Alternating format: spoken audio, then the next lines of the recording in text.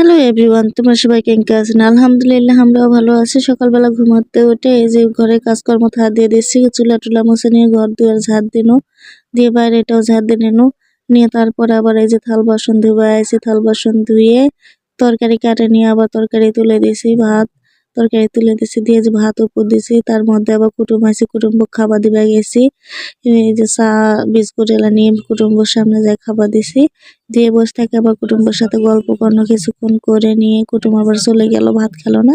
আমরা ভাত বাড়ে নিয়ে যে ভাত খাওয়া বসেছি, দেখো করলা ভাজি আর হলো কপির তরকারি দেখতে পাচ্ছেন।